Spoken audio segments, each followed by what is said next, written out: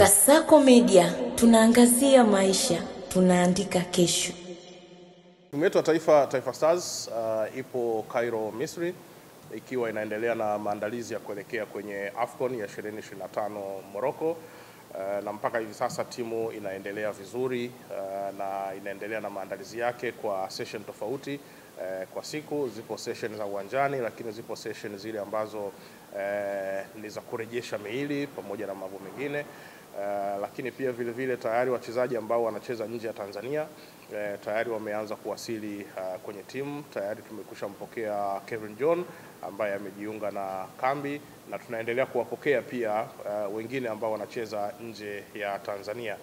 Lakini kwa wale ambao wanacheza ndani ya Tanzania ambao waliitwa kwenye kile kikosi, tayari wote wapo kambini wakiwa wanaendelea na maandalizi. Kwa hiyo kwa taarifa nyingine zote tunakwenda vizuri kusema kweli.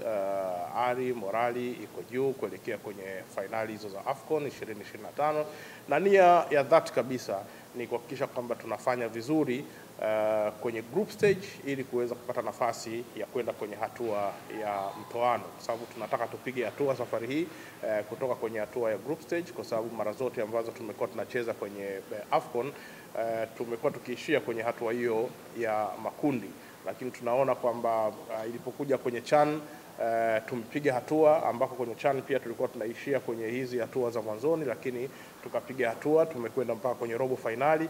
Kwa yale ya kwenye CHAN tunataka tuhamishie sasa huko kwenye AFCON kuhakikisha kwamba nako tunapiga hatua kutoka kwenye group stage kwenda kwenye hatua hizo za mtoano, na baadaye basi kuweza kuhakikisha kwamba tunakwenda kwenye hatua za juu kabisa na pengine kuweza kuchukua hiyo AFCON yenyewe ya 2025. Lakini yote yatatokana na maandalizi ambayo tunaendelea kuyapata.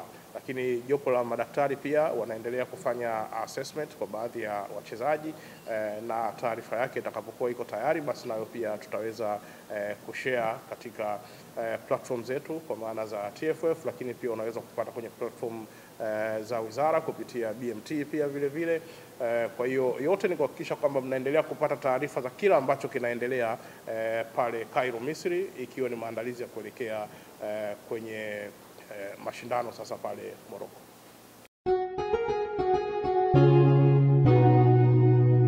Kasako Media, tunaangazia maisha, tunaandika kesho.